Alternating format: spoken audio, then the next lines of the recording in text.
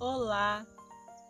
Sabemos como que está difícil hoje seguir a fé cristã, principalmente num país livre.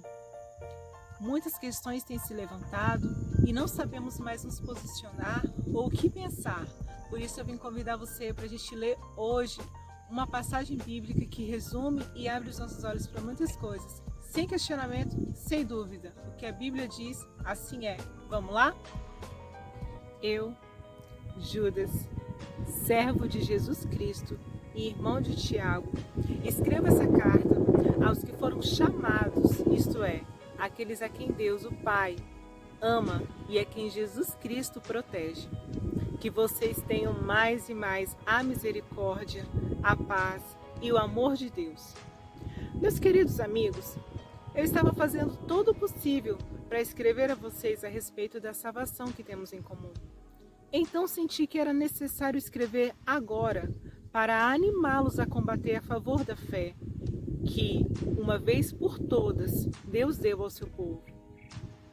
Pois alguns homens que não temem a Deus entraram no meio da nossa gente sem serem notados. Eles torcem a mensagem a respeito da graça do nosso Deus a fim de arranjar uma desculpa para a sua vida imoral.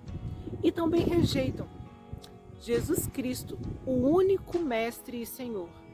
Há muito tempo que as Escrituras Sagradas anunciaram a condenação que eles já receberam. Embora vocês conheçam tudo isso, quero lembrar que o Senhor salvou o povo de Israel, tirando-o da terra do Egito, mas depois destruiu aqueles que não creram. Lembrem dos anjos que não ficaram dentro dos limites da sua própria autoridade, mas abandonaram o lugar onde moravam.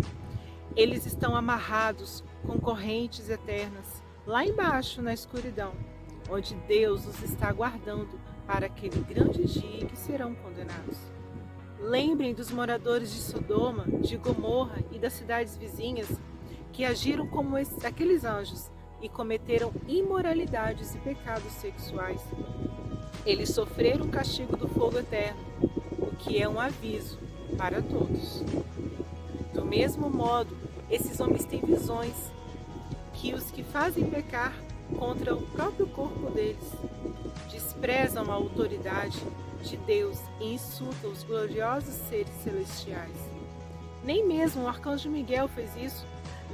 Na discussão que teve com o diabo para decidir quem ia ficar com o corpo de Moisés, Miguel não se atreveu a condenar o diabo com insultos, mas apenas disse que o Senhor repreenda você. Mas esses homens xingam aquilo que não entendem e as coisas que eles conhecem por instinto, como animais selvagens, são essas coisas que os destroem. Ai deles, seguem o mesmo caminho de Caim.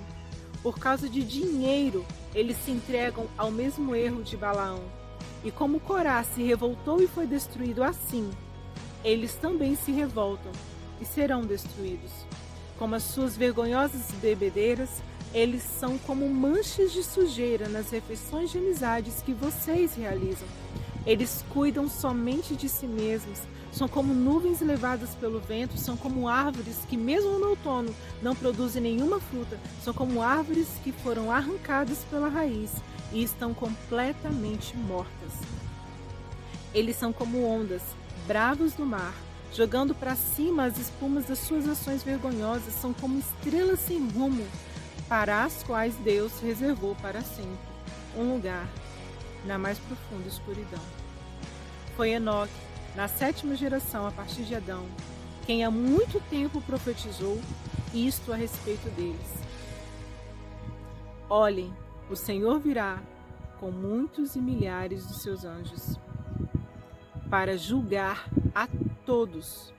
Ele virá a fim de condenar todos os que não querem saber de Deus, por causa das suas más ações que praticaram e por causa de todas as palavras terríveis que esses pecadores incrédulos disseram contra Deus.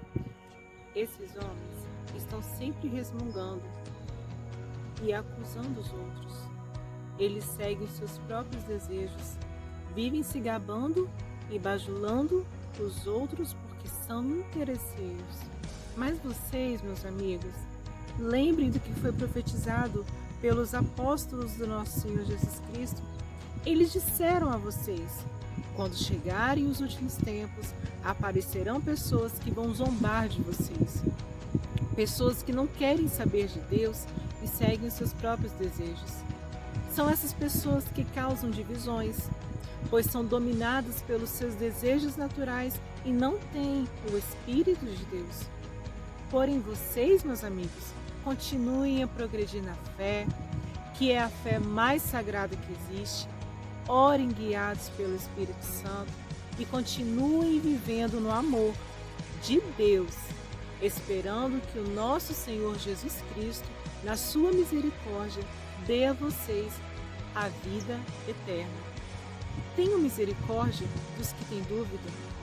Salvem outros, tirando-os do fogo, e para com outros, mostrem misericórdia com medo, odiando até as roupas sujas, manchadas pelos desejos pecaminosos. Deus pode evitar que você caia e pode apresentá-lo sem defeito e cheio de alegria na sua gloriosa presença, por meio de Jesus Cristo, o nosso único Senhor. Louvemos o único Deus, o nosso Salvador, a quem pertence a glória, a grandeza, o poder e a autoridade, desde todos os tempos, agora e para sempre. Amém.